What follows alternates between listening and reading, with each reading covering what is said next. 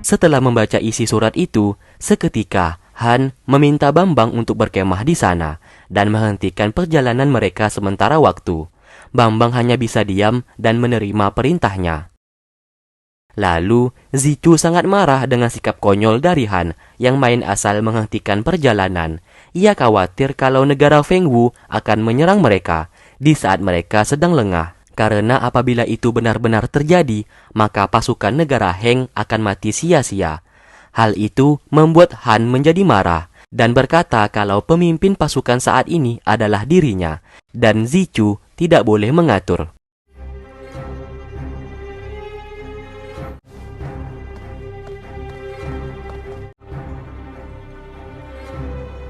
Setelah itu, Han menyuruh Bambang untuk mengirim surat balasan yang ia buat kepada negara Fengwu.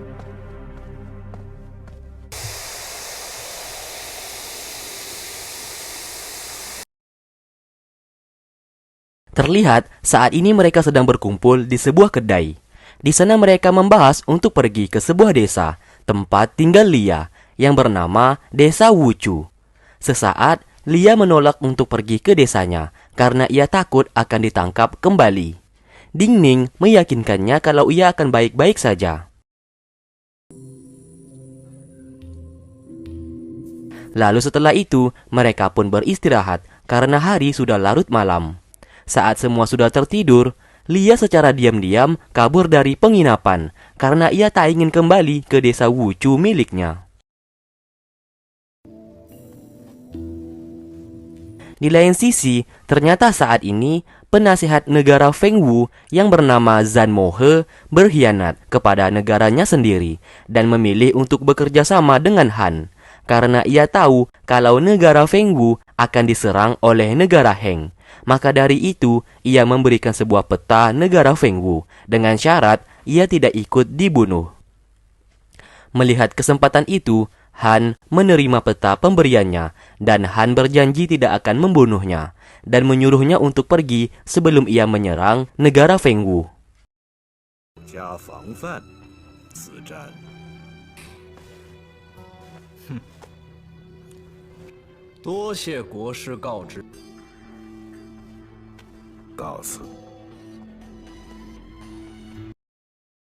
Bambang memberikan Han selamat atas keberhasilannya. Oleh karena itu, Han mengajak Bambang untuk minum-minum arak.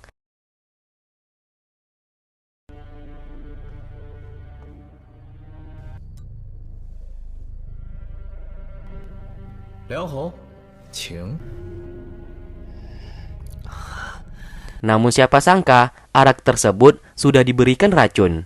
Bambang yang meminumnya secara tiba-tiba langsung pusing.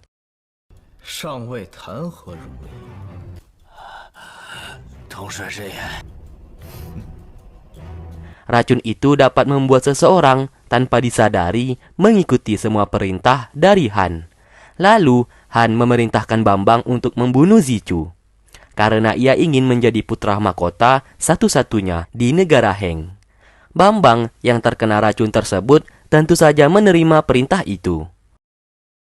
Keesokan harinya, mereka semua mendapati Lia sudah tidak berada di penginapan saat ini. Ding Ning berkata mereka harus bergegas pergi agar bisa mengejar Lia. Di negara Fengwu, anak raja yang bernama Gilang saat ini akan memimpin pasukannya untuk menghadapi pasukan negara Heng yang akan menyerang mereka.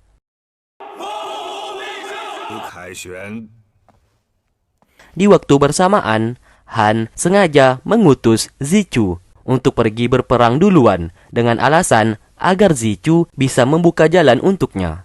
Zichu yang menerima perintah itu bergegas membawa pasukannya untuk menyerang negara Fengwu. Padahal niat Han sebenarnya ia ingin membuat Zichu terbunuh di medan pertempuran.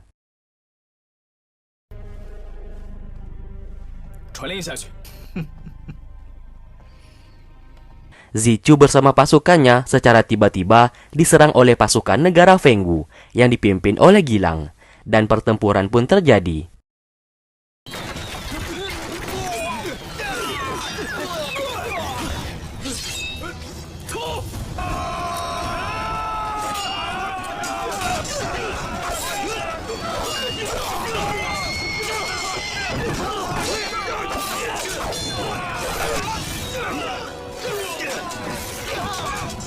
Dalam pertempuran itu, pasukan milik Zichu kalah telak dan ia pun terluka parah. Saat ia hampir saja terbunuh, salah satu pasukannya melindunginya hingga ia tertimpa di mayat pasukan yang telah tewas.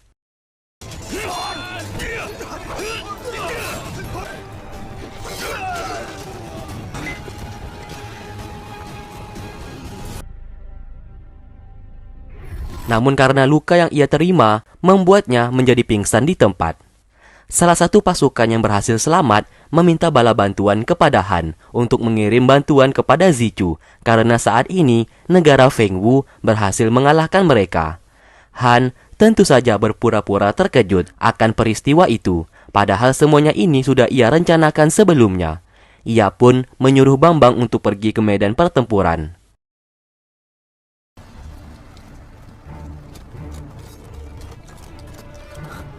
Singkatnya, saat di perjalanan, tiba-tiba pasukan tadi dibunuh oleh Bambang.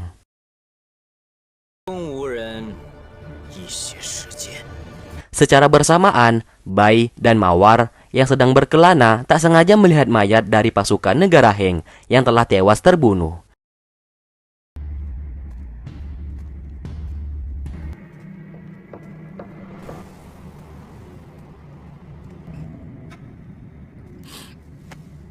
Sesaat mereka menemukan Zichu, anak sang raja yang masih hidup di sana.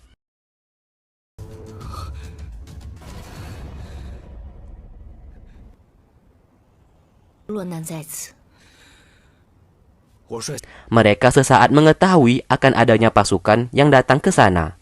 Zichu mengatakan itu pasti Bambang yang hendak menolongnya. Namun Mawar mencurigai adanya tidak beres saat ini. Maka dari itu, ia membawa Zichu untuk bersembunyi terlebih dahulu.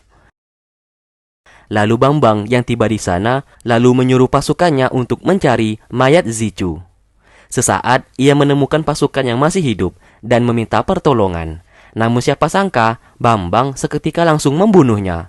Dari sinilah Zichu yang melihatnya langsung terkejut karena sebenarnya ia dicari bukan untuk ditolong, melainkan hendak dibunuh oleh Bambang.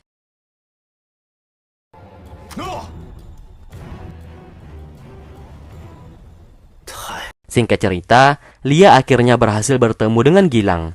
Sedikit info, Gilang merupakan kekasihnya. Lia lalu menceritakan kalau penasihat negara Fengwu, yaitu Zhan Mohe, telah berkhianat dan membunuh seluruh warga desanya. Dan saat ini, ia sedang diincar untuk dibunuh juga. Namun perkataannya tidak dipercayai oleh Gilang, karena bagaimana mungkin Zhan Mohe, seorang penasihat negara Fengwu, bisa berkhianat. Tak lama kemudian, Ding Ning bersama yang lainnya tiba di sana. Menyadari kalau mereka merupakan praktisi dari negara Heng, Gilang hendak menyerang mereka.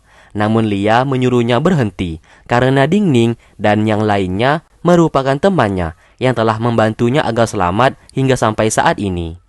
Mengetahui kebenaran itu, Gilang menyuruh Ding Ning segera pergi secepatnya sebelum ia menyerangnya nanti. Ding Ning lalu membawa teman-temannya untuk segera pergi.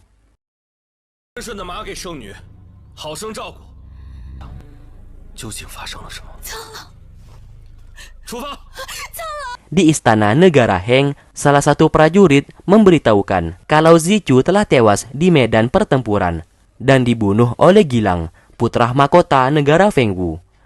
Hal tersebut membuat Raja Heng menjadi murka dan marah.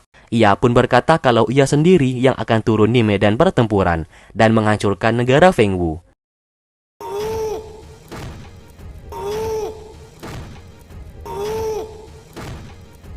Permaisuri Bunga menjadi sangat syok karena Zichu telah tewas saat ini. Karena Zichu merupakan anak yang ia sayangi. Di lain sisi, Zichu yang diselamatkan oleh mereka tiba-tiba dikejar oleh pasukan yang dimiliki oleh Bambang dan meminta mereka berdua untuk menyerahkan Zichu. Bai yang mengetahui kalau mereka hendak membunuh Zichu langsung menyerang pasukan tersebut supaya Mawar bisa membawa Zichu untuk pergi dari sana.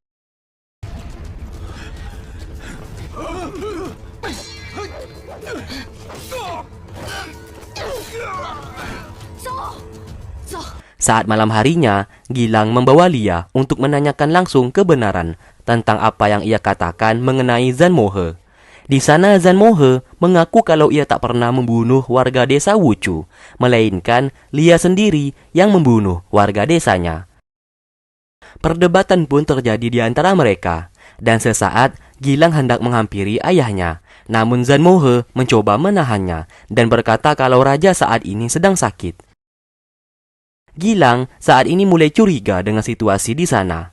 Ia pun memaksa ingin mendekati ayahnya. Namun seketika Zhan Mohe mengeluarkan sebuah pisau yang ia tusuk di perut sang raja bersamaan dengan tangan Gilang. Gilang menjadi sangat syok melihat ayahnya dibunuh oleh Zhan Mohe. Ia pun berteriak memanggil pasukannya. Lalu Lia berkata kepada pasukan kalau Zhan Mohe telah membunuh sang raja. Alhasil pasukan pun langsung menyerangnya. Sedangkan Lia segera membawa Gilang pergi dari sana. Di saat Zhan Mohe berhasil mengejar Gilang dan Lia, seketika Ding Ning berada di sana dan menyuruh mereka berdua untuk segera pergi. Alhasil, Ding Ning melawan Zhan Mohe di sana.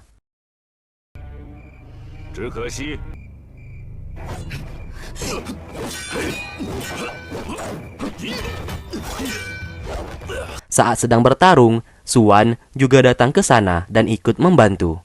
Ia pun menyuruh Ding Ning untuk segera pergi. Melihat kedatangannya, Ding Ning pun langsung pergi dari sana.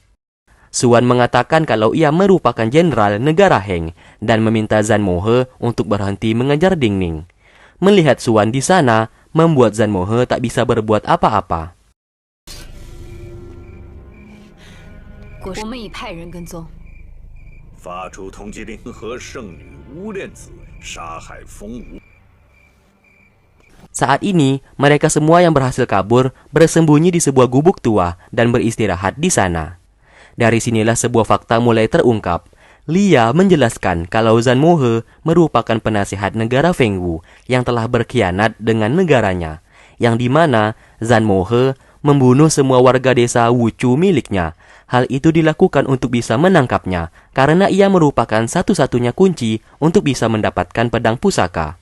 Ding Ning berkata kalau perjalanannya saat ini juga untuk mendapatkan pedang pusaka itu. Karena Ding Ning dan yang lainnya telah menyelamatkannya, maka dari itu, Lia akan mengantar mereka ke desa Wuchu agar bisa mendapatkan pedang pusaka tersebut. 这是特殊通道。每逢圣域大难，正是江湖上消失已久的灵虚。